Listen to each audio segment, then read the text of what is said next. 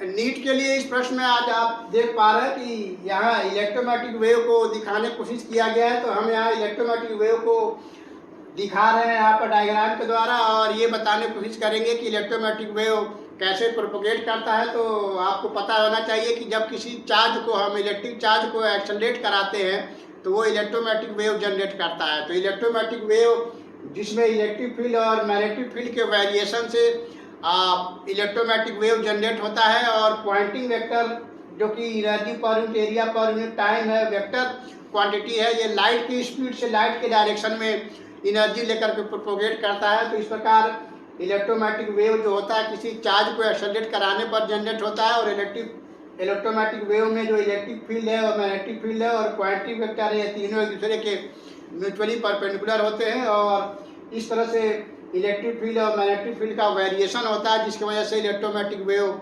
Generate होता है accelerated charge के द्वारा। तो यहाँ पर प्रश्न ये है कि इलेक्ट्रोमैग्नेटिक वेव में जो इलेक्ट्रिक पार्ट है उसका वाई कंपोनेंट जो है इस तरह से यहाँ पे दिखाया गया है, और इस इलेक्ट्रोमैग्नेटिक वेव का एवरेज इंटेंसिटी बताना है।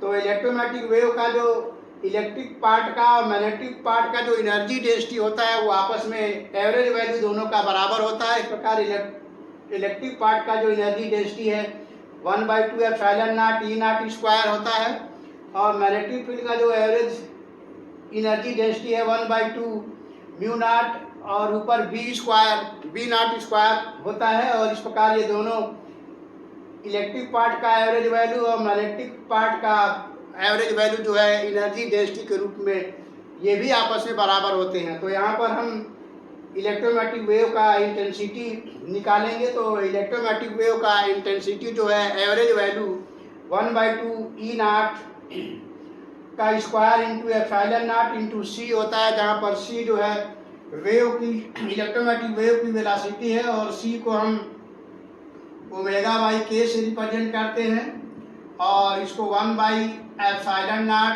म्यू नॉट भी लिखते हैं, जो 3 × 10⁸ मीटर पर सेकंड के बराबर होता है। यहाँ पर इलेक्ट्रोमैग्नेटिक वेव में जो इलेक्ट्रिक पार्ट है वाई कंपोनेंट वो एक्स डायरेक्शन में आप यहाँ देख पा रहे हैं प्रोपोगेट कर रहा है। इस प्रकार इसको स्टैंडर्ड इक्वेशन से कंपेयर करेंगे तो इलेक्ट्रिक फील्ड का ई नॉट वैल्यू यहाँ पर 200 वोल्ट पर मीटर आएगा, और ओमेगा की वैल्यू 1.5 × 10⁷ पर सेकंड आएगा, और वेव कांस्टेंट की वैल्यू 0.05 पर मीटर आएगा। इस प्रकार इस इलेक्ट्रोमैग्नेटिक वेव के इंटेंसिटी में ये सारे value epsilon not E not और सी सारे वैल्यू रख करके जब आप यहाँ पे सॉल्व करेंगे तो इलेक्ट्रोमैग्नेटिक वेव का जो इंटेंसिटी है 1/2 epsilon not E not square into C से, जहाँ पर सी के लिए हम ओमेगा बाई के रखेंगे, और ओमेगा और के की वैल्यू यहाँ पर आप देख रहे हैं कि हमने लिखा हुआ है, इसलिए सारे वैल्यू रखकर जब आप सॉल्व करेंगे तो इलेक्ट्रोमैग्नेटिक वेव का इंटेंसिटी जो है 53.1 वाट पर मीटर स्क्वायर आएगा। यहाँ पर एप्सिलॉन नॉट की वैल्यू है, तो यहाँ पे आप देख पा रहे हैं एप्सिलॉन नॉट की वैल्यू 8.85 × 10⁻12 कूलम स्क्वायर पर न्यूटन मीटर स्क्वायर लिखा हुआ है। तो ये भी आपको याद रखना होगा, या प्रश्न में दिया रहेगा। तो इस तरह के क्वेश्चन जनरली नीट के एग्जाम में पूछे जाते हैं। तो हम समझते हैं इलेक्ट्रोमैग्नेटिक वेव का जो इंटेंसिटी पार्ट है वो कैसे निकालना है। आप इसको काफ़ी अच्छे से समझ पाए होंगे। तो फिर मिलते हैं नेक्स्ट वीडियो में, तब तक के लिए थैंक यू।